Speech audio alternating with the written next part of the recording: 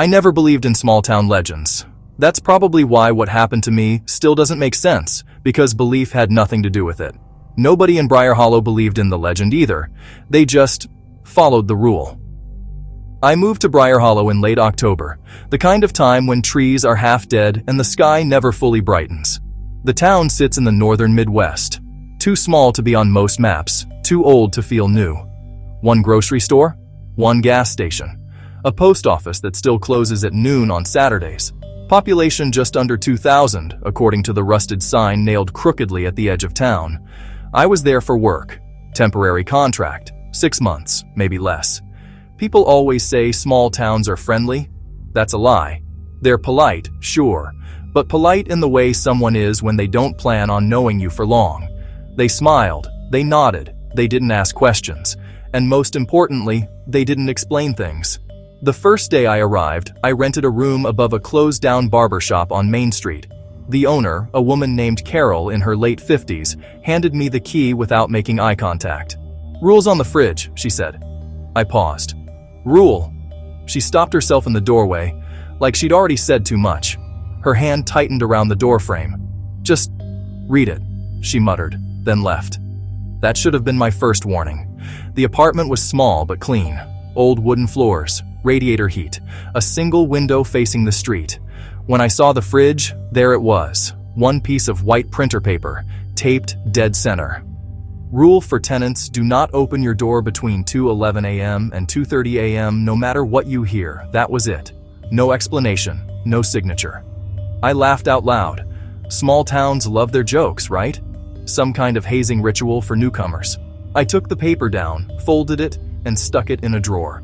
That night, I unpacked, ordered Chinese food, and fell asleep to the sound of wind scraping dead leaves along the street. At exactly 2:11 a.m., I woke up. Not suddenly, not in a panic, just awake. The room felt different, thicker, like the air had weight to it.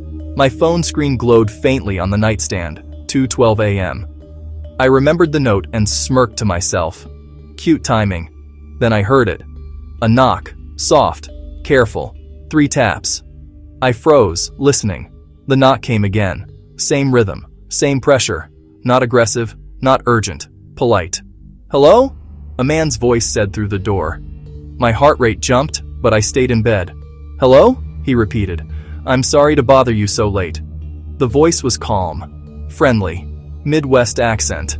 Sounded normal enough that my brain started rationalizing immediately. Probably Carol forgot to give me something, or a neighbor needing help. I swung my legs over the bed and stood up. Then the memory of the paper hit me. No matter what you hear. I stood there, staring at the door, feeling ridiculous. "Sir?" the voice said. "I think I might have the wrong apartment." Silence followed, long enough that I almost relaxed. Then, something scraped lightly against the wood. Not fingernails, more like fingertips dragging. Slow, testing. I felt a cold wave crawl up my spine. I stepped closer, heart pounding, but I didn't touch the handle.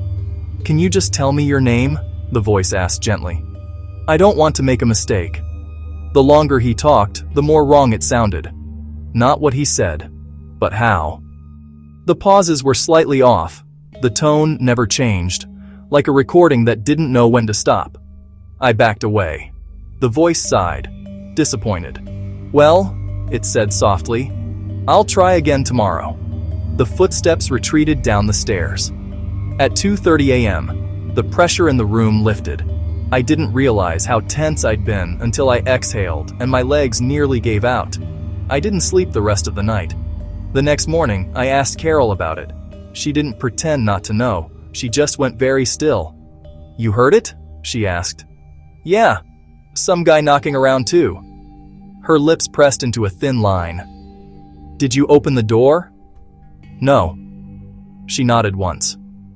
"Good." "That's it?" I asked. "No explanation?" She looked at me then, really looked at me, like she was checking if something behind my eyes had changed. "If it comes again," she said quietly, "you won't need an explanation." Over the next few days, I learned something unsettling. Everyone in Briar Hollow knew the rule. The cashier at the grocery store slid my change across the counter and casually asked, "You keep your door locked at night, right?"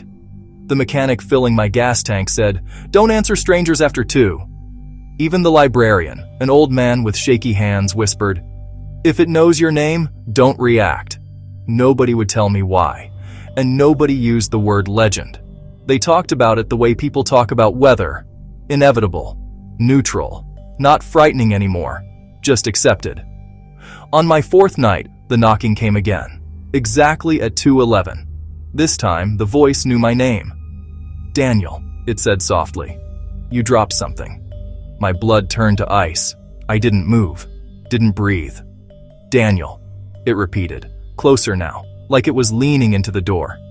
It's rude to ignore people. Then, very quietly, it laughed. Not loud, not threatening. Like it found something amusing that I didn't understand.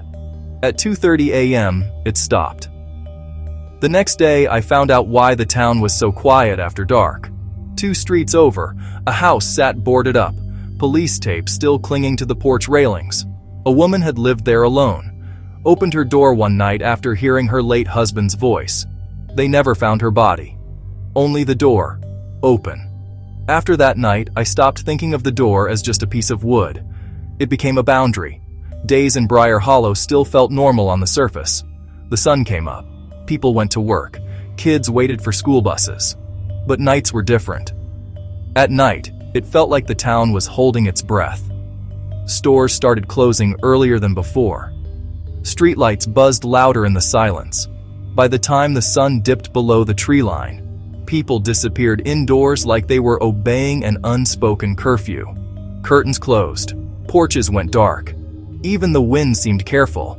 I stopped asking questions on purpose, because every time I did, the fear wasn't in the answers. It was on their faces.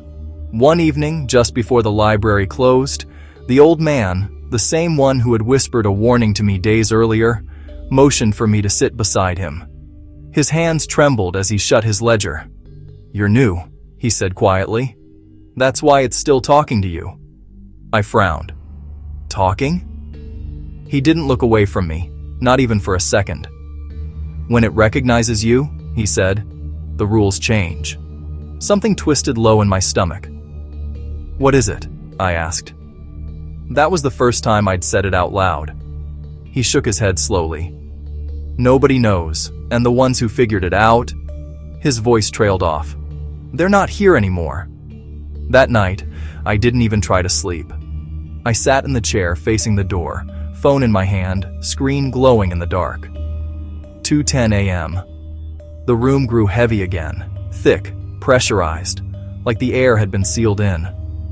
2:11 a.m. There was no knock this time.